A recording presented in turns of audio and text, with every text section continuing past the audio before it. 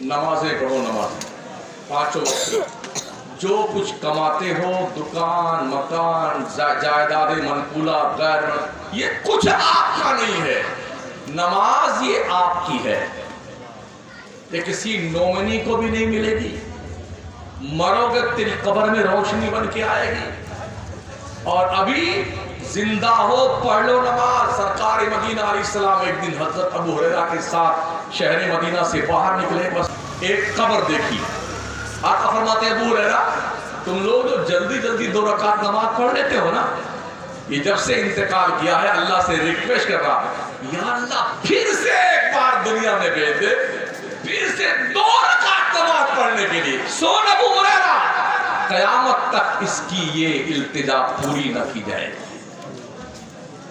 2 رکعت نماز بڑی قیمتی ہے نماز، جو نہیں پڑھتے ہو نا، کہیں ایسا نہ جب تم پڑھنے کے لیے تیار ہو تو تم پڑھنے کے لائق نہ رہو۔ حرمین طیبین میں ہزاروں کرسیاں رکھی ہوئی، اب تو ہمارے بھی ملک میں، آپ کے ملک مسجدوں میں 2-2 4 کرسی تو رکھی ہوئی ہے، ایک دم تگڑا تازہ موٹا آدمی یوں آتا پڑھ لے ایسی پڑھ ٹھیک ٹھاک تھا تو مربوط کے پلے نہیں پڑتی تھی مولوی کی بات، گلے میں پھندا رکھا کر رہے تھے ایسی کی تیسی کم وقت، ابھی مرے نہیں اور ڈھنگ سے عبادت کرو اپنے پروردگار۔ ہاں نماز وہ ہے جو سینوں میں بجلیاں بھر دے، نہ صرف یہ کہ رکوع و سجود ہو کے رہے۔ اذان دے گئی حضرت بلال کی ہستی، نماز پڑھ گئے دنیا میں کربلا والے۔ پڑھ لو نمازیں پڑھ لو، ایک مومن کی شان بندگی نماز ہے، مومن اور کافر کے بیچ میں فرق نماز کا ہے۔ نماز وہ عبادت ہے من ترک الصلاۃ متعمدا فقد کفر، جس نے ایک وقت کی نماز جان بوجھ کے چھوڑی اس نے کافروں جیسا کام کیا۔ آقا فرماتے ہیں ان تعبد اللہ کأنک ترا فإن لم تکن ترا فإنہ یراک، بندے ایسی نماز پڑھ گویا تو خدا کو دیکھ رہا ہے۔ اگر تیرا کانفیڈنس اتنا نہیں کم ہوتا اتنا تو سوچ تیرا خدا تجھے دیکھ رہا ہے۔ اللہ کے نبی علیہ السلام کے فرمان کا مفہوم آخری سنے، فل اسٹاپ دو۔ آقا فرماتے ہیں کوئی بندہ اگر بغیر عذر شرعی کے ایک وقت کی نماز چھوڑ دے گا اسے 2,86,00,000 سال جہنم میں جلنا پڑے گا۔ او بے نمازی ہو حساب جوڑ لو، 2,86,00,000 سال کسے کہتے ہیں؟ اور یہ بھی سن لو یہ کون سا دن ہوگا؟ وَإِنَّ يَوْمًا كَأَلْفِ سَنَةٍ مِّمَّا تَعُدُّونَ، یہ دن ہوگا 1,000 سال کا دن، دنیا کا 1,000 سال آخرت کے ایک دن کے برابر۔ اب کیلکولیشن کیجئے آپ کہ 2,86,00,000 سال کس کو کہتے ہیں۔ بس یہ چند گزارشات تھیں۔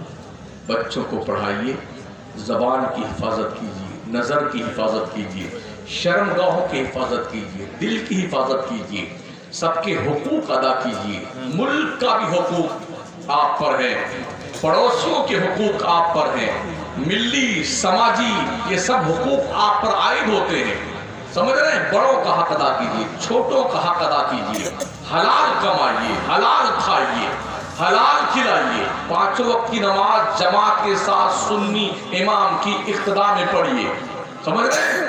اور دین و سنیت پہ قائم رہیے، کسی کی ماں بہن بیٹی کی طرف بری نظر مت اٹھائیے، اپنے ملک کے سرحدوں کی حفاظت کیجیے، اس لیے کہ ایک ملک کی ذمہ داری ہے، اپنے ملک سے پیار کیجیے، یہ ذمہ داری آپ کی۔ حب الوطن من الایمان، بزرگوں نے فرمایا وطن کی محبت ایمان کا حصہ ہے، یہ حدیث شریف نہیں ہے، بزرگوں کا قول ہے۔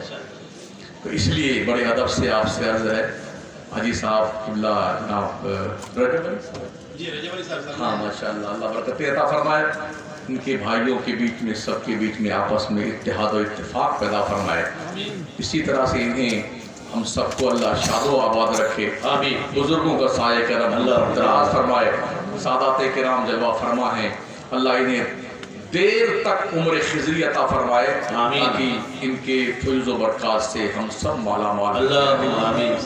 ایک بن جائیے، نیک بن جائیے، مولویوں، علماء، مولانا، حضرات، قبلہ، کعبہ سب ایک جٹ ہو جاؤ مصطفیٰ کی غلامی کے نام، بس ختم۔ سبحان استغفر اللہ ربی من کل ذنب واتوب الیہ، لا الہ الا اللہ محمد رسول اللہ۔ السلام علیکم ورحمۃ اللہ۔